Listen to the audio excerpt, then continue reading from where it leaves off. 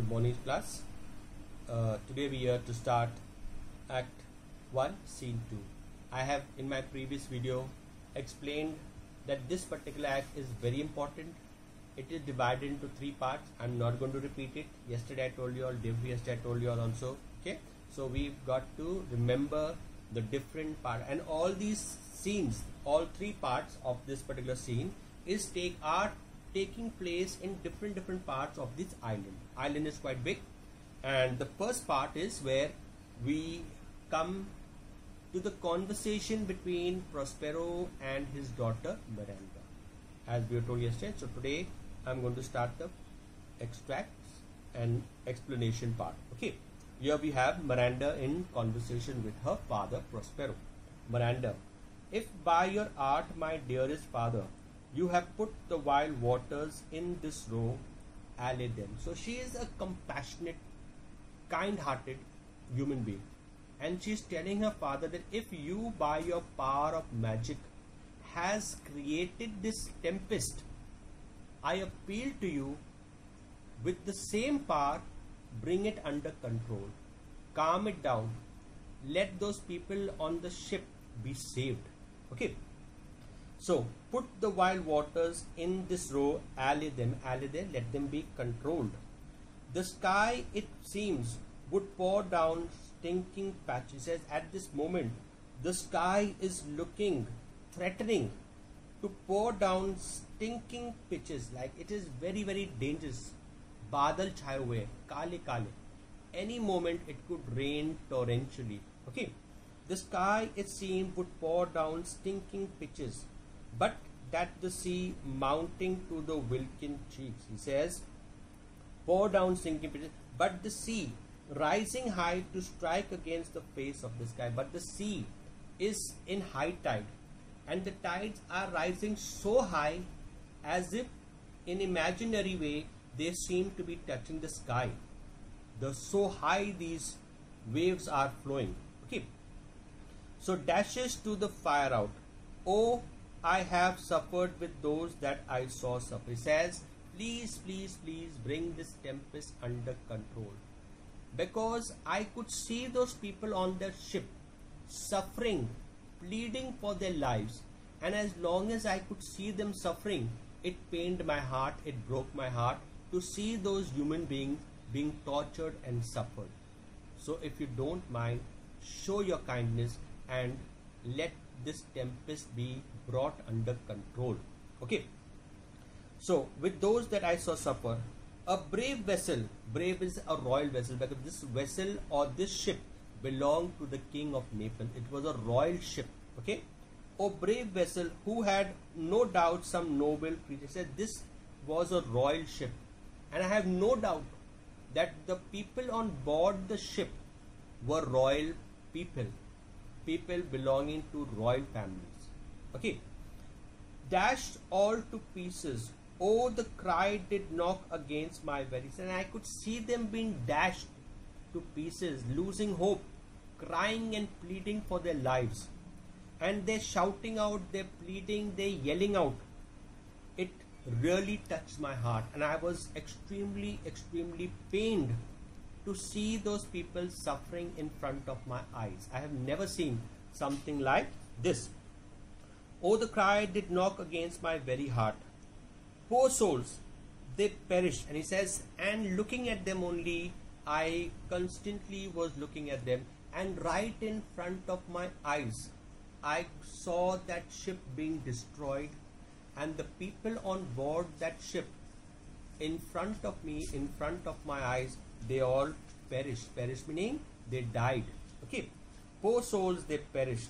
Had I been any god of power, I would. He said, if I was some supernatural power, if I was some type of goddess, I with my power would have gone to their rescue and would have gone to try and save them.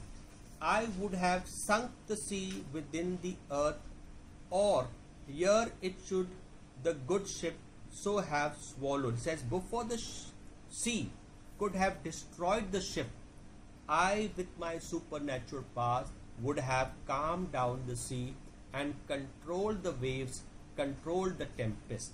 Okay, it should the good ship so have swallowed the frothing souls within her, and said, but unfortunately I don't have that power, and right in front of my eyes those people perished and died.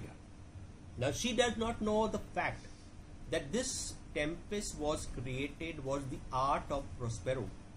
Prospero and Ariel had got together and created this tempest. Now Prospero is telling her things which she did not know. What he says, Prospero says, be collected. Now seeing the mental condition of his daughter, Prospero tells her, calm down, my girl, calm down, don't get agitated, don't get worried. Okay, no more amazement. He said, now there is no need to feel bewildered, there is no need for you to get worried.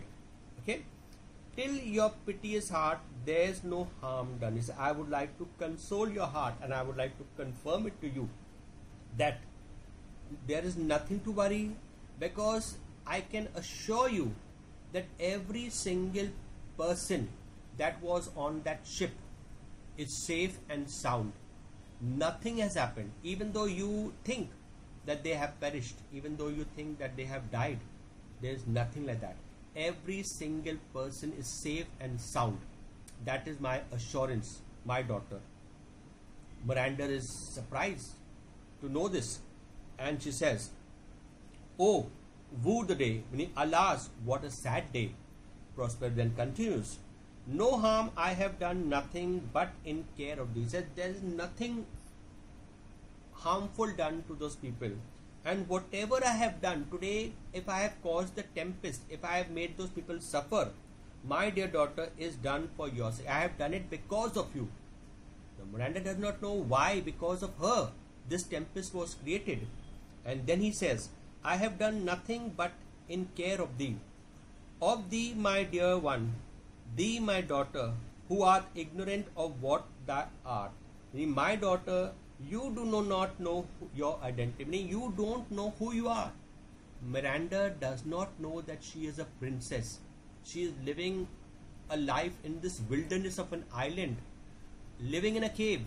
No servants, no palace, no royal food. She does not know who she actually is.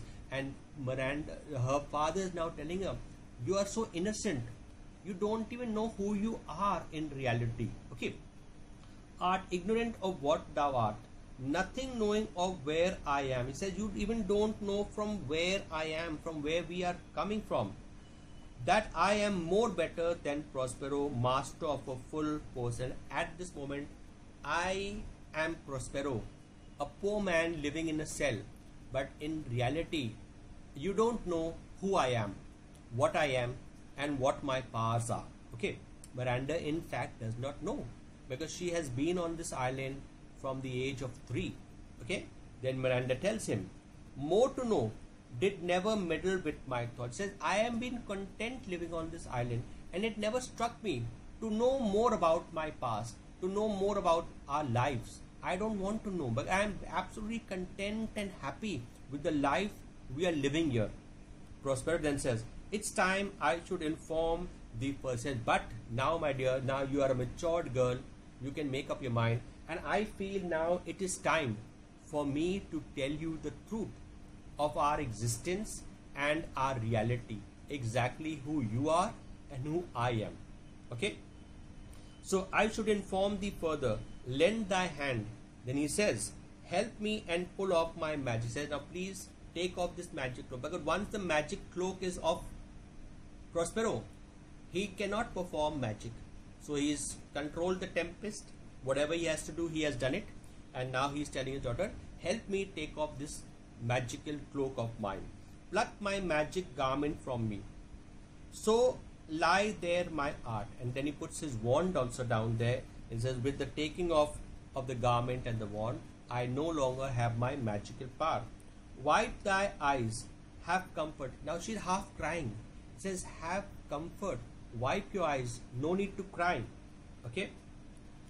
The fearful spectacle of the wreck which touched the very virtue of compassion in thee, I have with much provision in my art so safely ordered. It says, what you saw the tempest, what you saw, I have with my magical powers created.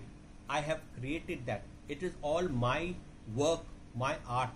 Okay, that there is no soul, no, not one, so much prediction as an hair be tied to any creature in the vessel. I can assure you, not even one single human being on that ship has been harmed.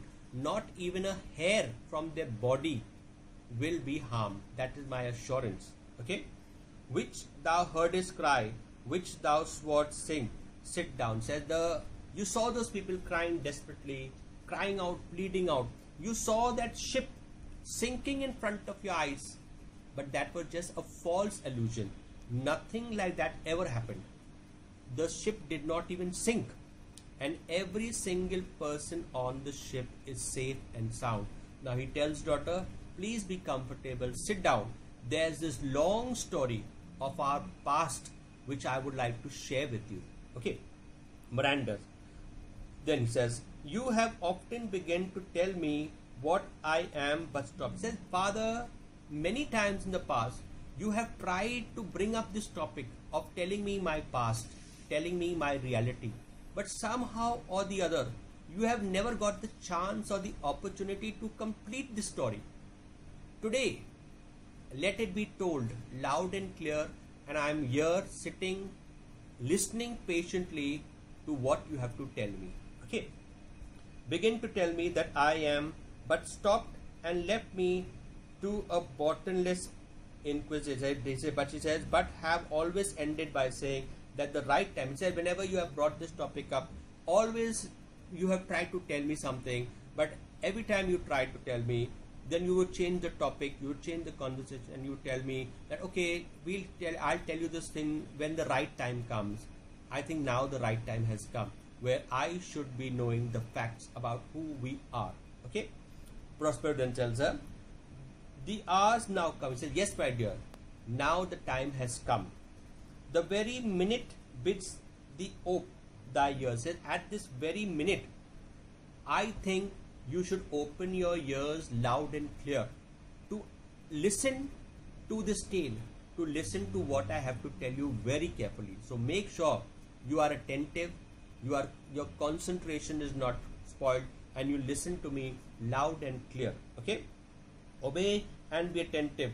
Canst thou remember, okay, of all the world I love, to put 1 minute. Okay, sorry. Canst thou remember a time before we came unto the cell? Now he's putting a question to his daughter. He says, can you ever remember a time when we were not on this island? Any time from our flashback, can you remember when you lived somewhere else? Have you got any type of memories of any time like that? I do not think thou canst. I think that it's not possible for you to remember anything before we came on this island, for then thou was not out 3 years old. But he said, my dear daughter, because when we came to this island, you were merely a small child of 3 years old, and a 3-year-old child's memory recollection power is not that great. And I think, I'm not sure, I doubt you could be remembering anything. Okay, so my dear students, mark up to here. It's around line number 45. Okay, the next time we will continue from here. Till then, goodbye. God bless.